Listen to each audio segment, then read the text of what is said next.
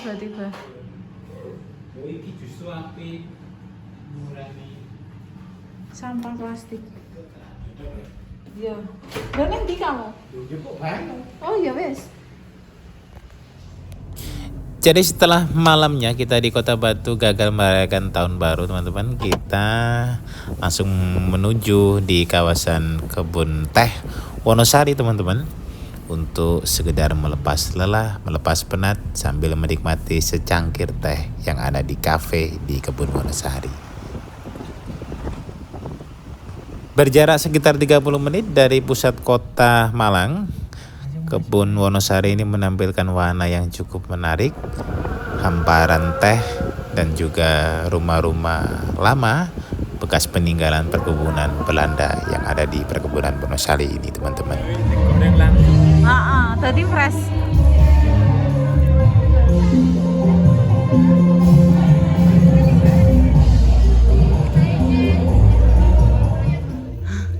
Ya, kita kunjungi kebun kita teman-teman. Jadi kebun kita itu hanya mengaku-ngaku.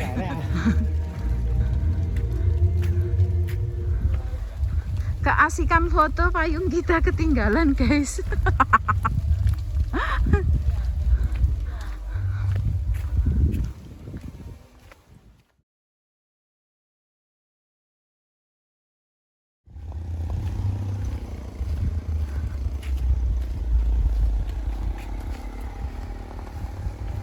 Ya sepoi. Sepoi.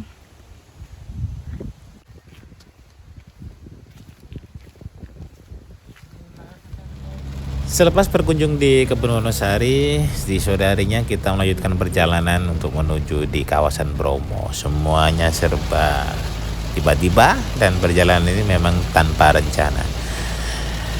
Berjalan sekitar 1-2 jam untuk menuju di kawasan Bromo, ditemani dengan hujan deras sepanjang perjalanan, tentu memberikan pengalaman yang luar biasa teman-teman.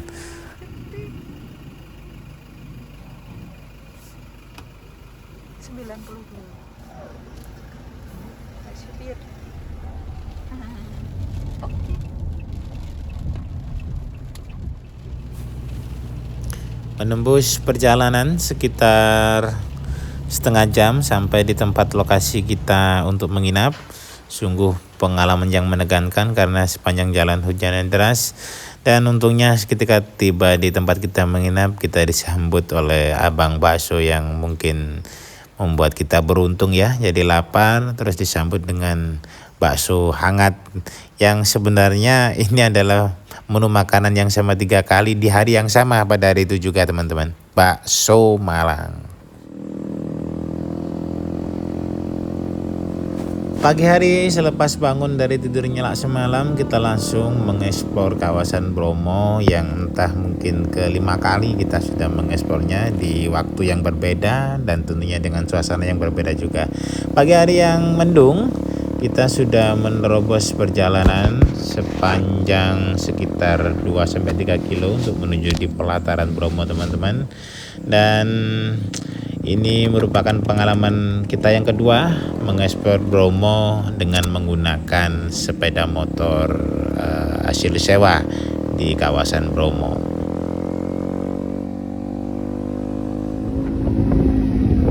Informasi teman-teman bahwa masuk di kawasan Bromo ini kita nanti akan ditagih 2 pos tiket. Pertama itu yang depan, kemudian belakangnya lagi ada yang resmi lagi.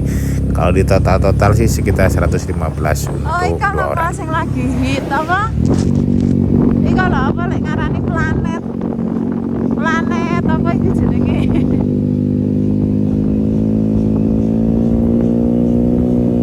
Planet Bromo.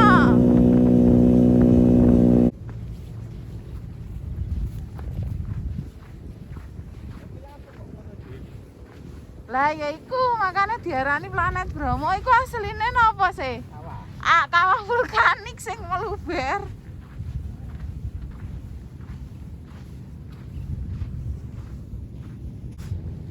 Kita kemana guys? Saya juga nggak tahu guys. Ya enggak tahu aku juga.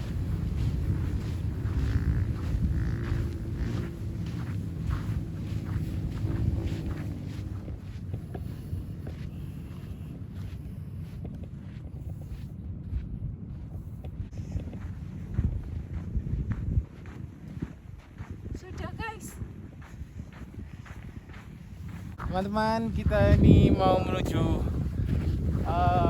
itu planet Bromo.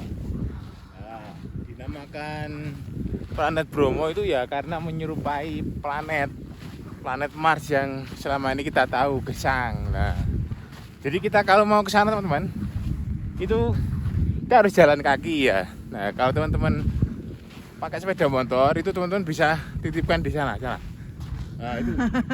Nah, itu ada gapuro. Nanti teman-teman ngasihkan ke bapaknya yang jual situ seikhlasnya lah. Ya, kalau ikhlasnya 1 juta ya kasih 1 juta. Ya, tapi jarang yang ikhlas 1 juta. 10 lah, 5.000.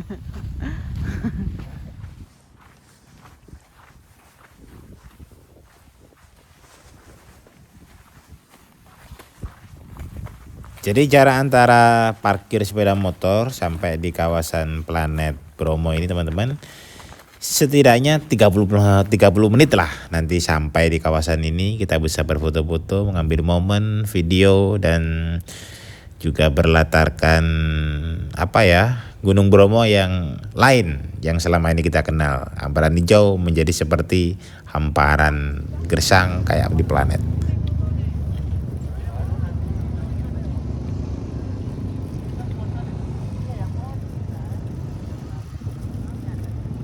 Satu hal yang memang tidak bisa terlewatkan di Bromo ini teman-teman adalah sebuah kesederhanaan itu tak berarti hal yang harus kita hindari, bukan. Kesederhanaan di kawasan Bromo ini menjadi sesuatu yang luar biasa. Menjadi kalaupun di packaging dalam sebuah video menjadi video yang luar biasa, baik foto yang luar biasa.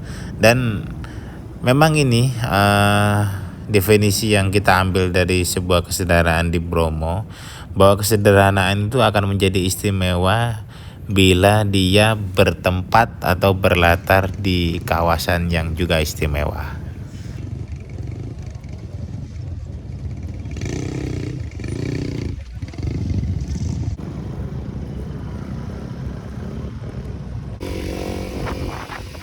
Selepas menikmati makanan yang dijual oleh para pengrajin UMKM lah, penggeliat UMKM yang ada di Bromo, kita coba melanjutkan kembali untuk mengeksplor di kawasan yang dulu kita kenal dengan Bukit Teletubbies ya.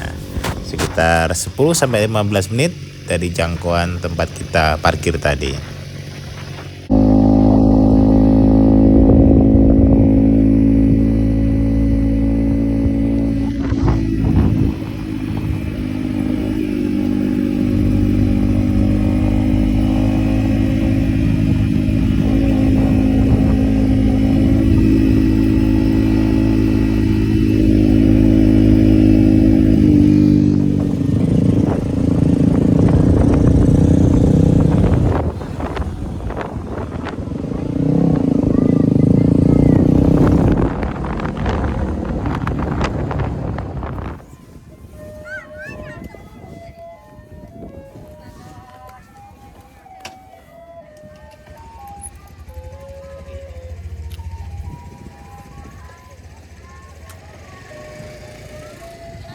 Kok sekarang namanya Lembah Watangan. Lembah Watangan. Heeh.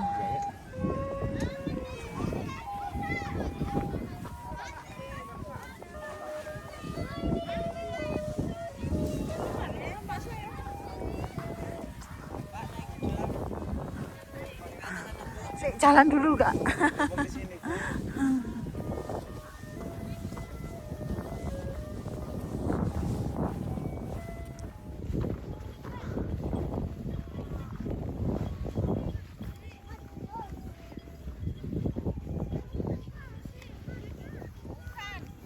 Tempat yang dulu kita kenal bernamakan Bukit Teletubbies sekarang berganti menjadi nama Lembah Watangan. Mungkin ini Bromo ini coba mengaktifkan lagi kearifan lokal ya. Jadi kita pakai nama-nama yang harus otentik Nusantara. Apa itu Teletubbies? Teletubbies itu tinggi wingki. Kalau Bromo Lembah Watangan.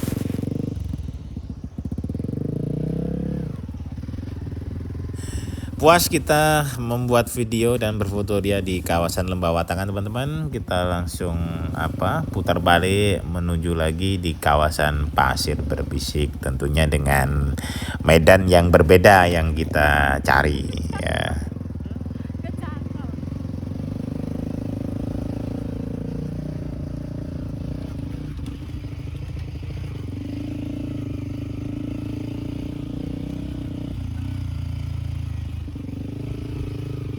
Jadi inilah teman-teman menariknya mengeksplor kawasan Bromo menggunakan sepeda motor.